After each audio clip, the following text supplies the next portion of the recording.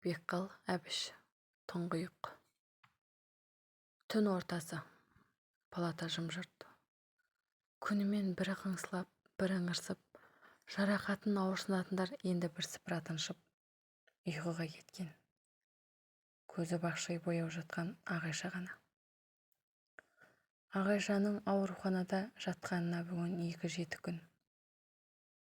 Дәрігерлер күндіз-түні тырп етпей шалқасынан жатқанды бұйырған-ау. Содан ба, арқа еттері тұтасойып, сіресіп тартады да тұрады. Омыртқасы ұзына бойына сырқырап, қақ бел тұсы сұққылай қақсап, кеміріп ауырған сәттерде жаны көзіне көрінгеннен қара терге түседі. Дәрігерлер барды салып бағуда. Бірақ бұл күндіз-түні ұйқы бетін көрмейтін болды. Әсіресе түнде ұйықтай алмаған қиын екен. Таң атпайды-ау, атпайды. Түнде ұйықтамаған адамды түрлі ойлар айналшықтай береді екен. Ұшы-қиыры жоқ, ылғи мазасыз ойлар.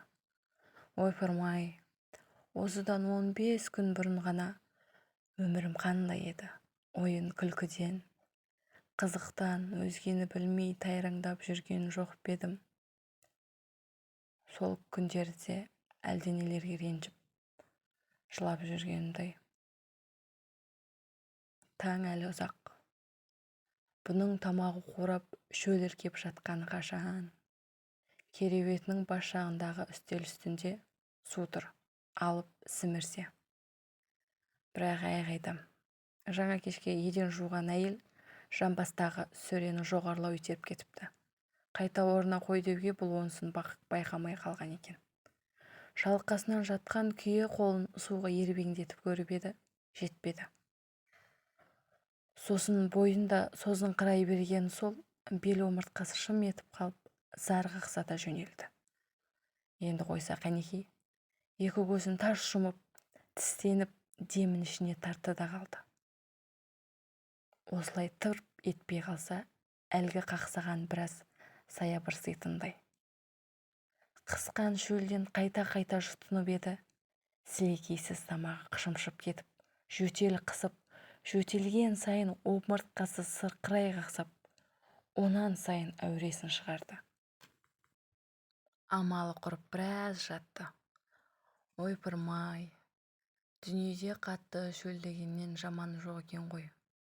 Тіпті шыдау мүмкін болмай барады. Жәутеңдеп айналасына қарайлайды. Қыбыр етпей бәрі тым-тырыс. Енді үстіндегі көрпені тартқылап, бетін жауып алды да, үзік-үзік күрсініп, үнсіз жылай бастады. Көзінің жасы екі жағына сорғалай жүгіріп, ақ жастыққа тырс-тырс тама берді. Сол жатыста айналасына сездірмей өкпесі өшіп шаршағанша жылады. Жылағанын қойғанда сіпілеп таң да атып қалып еді. Көктем таңы. Көктем күндерін бұл бала күннен асыға күтуші еді. Көктем келді дегенше бойына әлде бір өзге күш пайда болғандай, өзінен өзі түлеп, жадырап, есіреп кететін. Әсіресе ауыл көктемі қандай шіркін. Өзі қалада туып өскенмен, бала күнінде екі аяғының бір ауылда өтті. Кенже немере деп, ата әжесінің бұл дегенде ықыластары бөлек еді. Мектептің әр ұзақ демалысы сайын біреуі ауылдан арнайы келіп алып кетіп отыратын. Қаланың у-шу тар көшелерінен қашып барып алып, әй тайраңдайтын-ай келіп. Бұл 9-ға шыққан жылы атасы қайтыс болды. Келер жылына әжесін әкесі қалаға қолына көшіріп алды. Содан бұлай ауылдағы ағайынның кей-кейдегі той-томалағына, үйдегілерге ілесіп баратыны болмаса, ауылда бұрынғыдай тайраңдаған жайына қалған. Сол ауыл құмарлығынан ба, университетте оқып жүріп те, ауылдан келген ұл қыздармен көңілі тез жарасып, оңай тіл табысты. Қияндағы ауылдың қызы Маржанмен де жақын құрбыға айналды.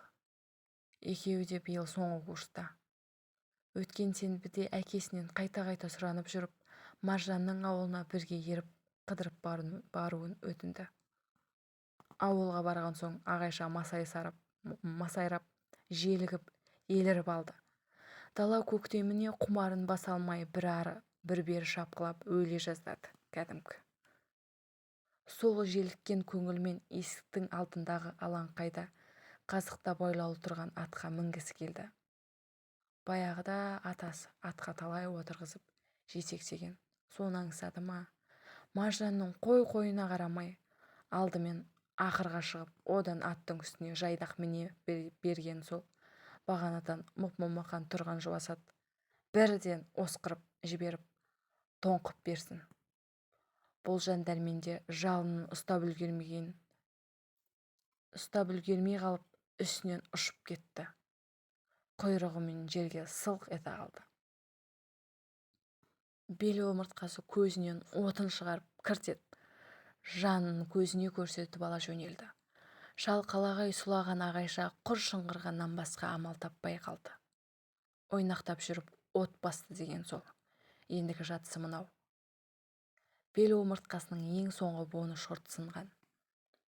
Оның жоғарысындағы екі буын орнынан тайып, сол екі орынға жұлын жартылай қысылып қалған екен. Қазір сынған буын шегеленіп, беліне гипс айналдыра корсет салынған. Осы жатыста әлгі буынның сынығы біткен соң қысылған жұлынды орнына қою керек көрінеді. Ол үшін аса күрделі ота жасалынатын түрі бар. Ота үстінде дәрігерлер сәл жерден мүлт кетер болса, бұл не қаза болуы, не бір өмірлік сал мүгедекке айналып қалуы мүмкін екен. Көз алдына көше-көшеде мүгедектер арбасына телміріп отыратын ғаріптер елестеп кетті. Ондайлардан тыжырынып айналып өтуші еді, бекер өтейді екен-ау. Палатадағылардың біреу жарымы оянып сусын әперсе, жаным кіріп қалар еді-ау. Әр кереуетке бір үңіліп жатқанда кіндігінің үсті қышымшып бастады. Қасып еді, тырнағы тыр-тыр етіп гипстің үстін тұрмалады. Қап, кепкен соң гипс корсет іш жағынан біраз кеңгенмен айнала шеті денесін сыртынан қапсыра қысып алған. Біраз күннен бері ауа көрмеген жұмсақ дене енді қышымшып, кешеден бері тағы бір азапты көрсете бастаған. Палатадағылардан көргенімен жастығының астындағы қаламды алып, корсеттің жоғарғы жағынан сұғып еді. Келте қалам қышыған тұсқа бойламады. Қышыған дене сәт сайын жүйкесіне тиіп, тіпті естен тандырып барады. Әй, өмірі құрсын-ай! Ертең не күйге түсерін бұл адам білмейді екен-ау. Шарасыздан тағы кемсеңдеуге түсті. Мұның бағанадан бергі тықыр-тықырын естіп жатқан көрші келіншек енді шыдамады білем. Орнынан тұрып, ақсаңдап терезеге барды да, айнаны ашып, қолын созып, ағаштан ұзындау бұтақ сындырып әкелді. Енді бұтақты Ағайшаның корсетінің төменгі жағынан бойлатып жіберіп, қышыған тұсты тырмалады. Сосын сусын әперді. Көзі шырадай ашылып, жаны кіріп қалған Ағайша енді ғана рахаттанып, көзді ұйқыға жұмыла берді. Сол жатқаннан Ағайша ауруханаға бас аяғы бүп-бүтін 1,5 жыл таңылды. Адам ит жанды деген рас. Жанынан кейде түңіліп, кейде тағы үміт етіп жүріп, тай-тай қадам басқанды қайта үйренген күнге де жетті-ау. Ауруханадан шығатын күн де келді. Өліп қайта тірілгеннен бетер шаттанып, таң атқалы жер көкке сыймай жүрген емдеуші дәрігер шақырады деді. Келсе, бөлмесінде оңаша отыр екен. Есіктен кірген бұған әдеттегісіндей күлімсіреп, қадалыңқырап қарады да: «Ал, сұлу қыз, өзіңе үйреніп қалып едік, сағындыратын болдың», деп жымиды. Сосын жеңіл күрсініп қойып: «Зақымданған жұлыныңа ұзақ жылдар күтім керек. Ойламаған тұстан қайта бүлінер болса, екі аяғың бірдей жансызға айналып қалуы мүмкін. Кемі 10 жыл тұрмысқа шықпайсың. Ол саған мүмкін емес», деді. Ағайша үн-түнсіз Дәрігердің осы секілді бір жайды ескертіп шығарып саларын бұл іштей сезіп жүруші еді. Мына естігені тосын жаңалық болған жоқ. Енді не де болса іштей мойындап қана үнсіз отыр. Онысын қатты уайымға түсіп қалдыға жорыса керек. Перзент пен бақтың ерте-кеші жоқ, деді дәрігер. Сендей қызға қашан да лайық жар табылады. Егер шын табылмағандай күн туып жатса, онда саған өзім-ақ үйленемін, деп күлген болды. Ағайша да жымиды. 1,5 жылдан бері жақынындай бауыр басып жақсы көрген ағаны бұл да біртүрлі қимай отырған. Жұбатқан сөзіне, жанашырлығына іштей ризалықпен еріксіз жымиып еді. Дәрігердің әлгі үкімін Ағайшаның үй іші қиямет қайым орнағандай қабылдап жатты. Бірақ Ағайшаның өзі сырт көзге аса ренжіген сыңай танытқан жоқ. Тумысынан сабырлы қыз басына түскен салмақты жыламай, сықтамай көтеруге бекінген. Сосын ішінде тағы бір ұры-сыры бұғап жатқанда. Қазір жасы дәл 23-те. Қатар құрбысының алды әлде қашан тұрмысқа шығып, балалы шағалы боп үлгерген. Еркек шоралау өскеннен бе, әлде әйелдік табиғаты кеш оянғаннан ба екен. Тұрмыс құрғанды ойламақ түгілі, бұл осы шаққа дейін әлі бірде-бір жігіт тұнатып, көңілі бөлінген қыз емес. Әншейін қыз желікпен де жігіт атаулымен оңаша кездесіп, сөйлесіп көрмеген. Бұның қиялында сүймей тұрмыс құру осы өмірдің тозағы. Аттан құлағанға дейін де күннен күнге бой жетіп, тұрмыс құрудың уақыты таяй түскенін ойлаған сайын өзінен өзі ойланып, кейде іштей әжептәуір уайымға түсетін. Өмірден өзін жер-көкке сыйғызбастай бақытты ететін ұлы сезімді күтеді. Ол күткені әлі кездескен емес. Өзіне де түсініксіз бір ішкі түйсігі, ол күткен бақытының әлі өте алыстарда, көп уақыт, көп мерзімнен кейін ғана келіп жолығатын бұған іштей білдіріп сездіретіндей еді. Содан ба, дәрігердің әлгі үкімін өзі күткен, сол бақытына асықпай жетелеп, табыстыратын зор себеп орнына қабылдап, өзін-өзі іштей жұбатқан болып еді. Қалмахан қызын ауруханадан той беріп қарсы алды.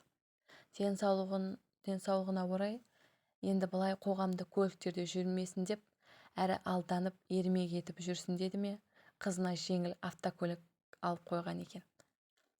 Жастайынан автокөлік айдағанға құмар қыз әкесінің сыйлығына жүрегі жарылардай мәз болды.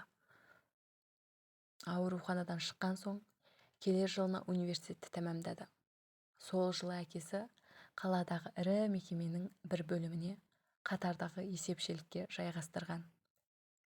2 жылда өз әрекетімен сол бөлімнің бас есепшісінің көмекшісі басқаруға отырды. Оқыс қимыл, ауыр салмақтан абайлап, омыртқасын ұдайы күтіп жүретіні болмаса, басқа дені аттай.